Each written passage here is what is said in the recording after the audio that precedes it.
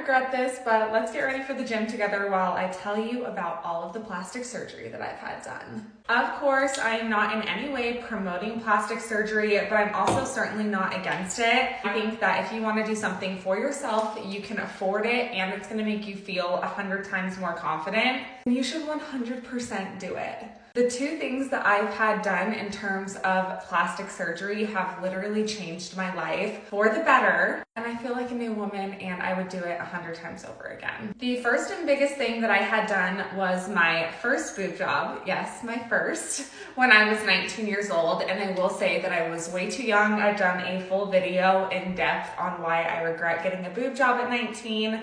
But I do not regret my second boob job at the age of 26. When I got my first set of implants, it was definitely for the wrong reasons. So I do speak from experience when I say make sure that you're actually doing it for yourself. You do your research. Long story short, I went way too big. And I did it before I had kids. Now I do want to say that my surgeon with my first set of implants did not do anything wrong.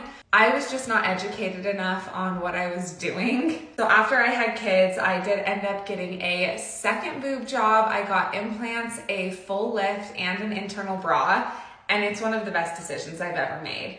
I absolutely love my chest now. I downsized by a lot. I went from a triple D to a B, and I love my boobies. I would classify them as like a small to medium implant, but they fit my body perfectly, and I am so glad that I got them redone because I seriously feel like a new woman in terms of just what I look like, the bras I'm able to wear to the gym, the swimsuits that I'm able to wear, the clothes I'm able to wear. We're about to get real personal because the next thing that I got done in terms of plastic surgery is very, very personal and vulnerable to share, but it is the most life-changing surgery that I have ever had, obviously, aside from my 2 C-sections. And I think that more awareness needs to be brought to this subject because I am not the only girl who needs one of these. And if you are someone who, after hearing me talk about this, feels like maybe you should go talk to your doctor, then do it, and there is no shame in that. About a year and a half ago, your girl got a labioplasty. If you do not know what a labioplasty is, your girl got her lips chopped off. And no,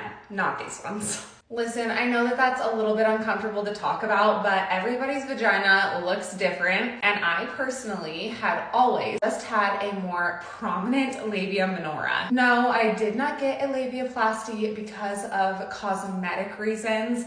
I got it because of functional reasons.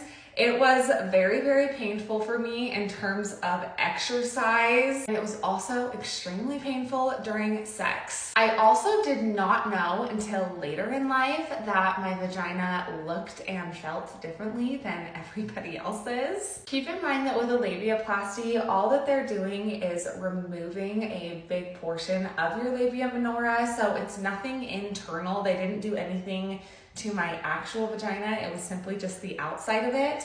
However, you do stay awake during this procedure. The recovery is really, really minimal, especially compared to boob jobs and C-sections, which is what I was used to going under for. I also just got numbing medication, which I know sounds scary, but if I can do it, then anybody can do it. And I was actually awake during the procedure, and Hunter was in the room with me, so it really was not bad. And I can honestly say that the quality of my life in terms of sex, in terms of exercise, and just like daily comfort with clothing has never been better since getting a labioplasty, and I don't regret it at all. I've even told Hunter that I want to make sure I keep super open communication with, as I was saying, I just want to make sure that I keep really open communication with my daughter about the fact that I had a labioplasty, obviously starting at an appropriate age, just because I always want her to feel like she can come to me if there's ever something on her body that is making her uncomfortable, especially on a daily basis.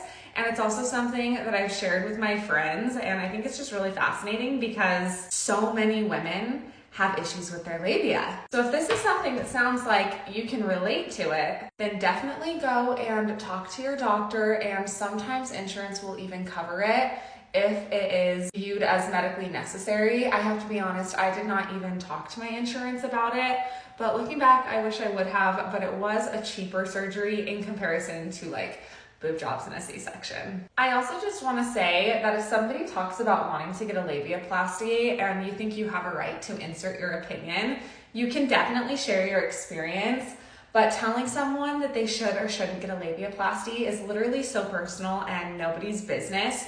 Just because I can speak from experience when I say it literally impacted my quality of life so much after I got my labioplasty. And I told my girlfriends, like, I cannot believe that some of you were just living like this. Like, I had no idea that I was not supposed to be so uncomfortable every single day. So just keep that in mind. I think a lot of people think that it's for cosmetic purposes, and it most certainly is not most of the time. This last one is not technically surgery, but it is a cosmetic enhancement. So the last thing that I do that I will share is I do get Botox. I have been getting Botox since I was like 21, and just because genetically I have the deepest lines in my forehead, it's honestly so embarrassing.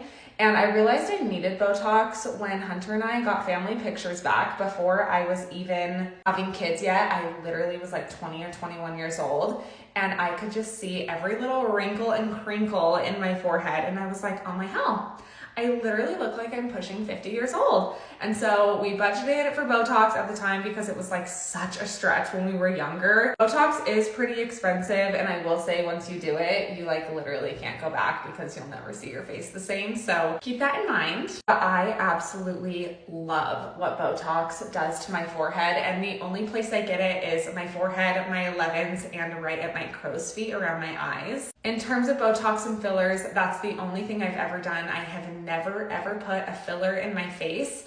But do not get me wrong, if God did not give me big lips, I would absolutely get lip filler. I'm not above it whatsoever. I just personally have always had a very big, prominent lips, and thank goodness, because look at the size of my teeth. So that is everything that your girl has had done. And I do have to say that I don't regret anything that I've ever done aside from my first boob job. If you guys have any questions or want any more details on anything that I shared, then just go ahead and ask them, and I will definitely do a Q&A. Love you guys. Bye.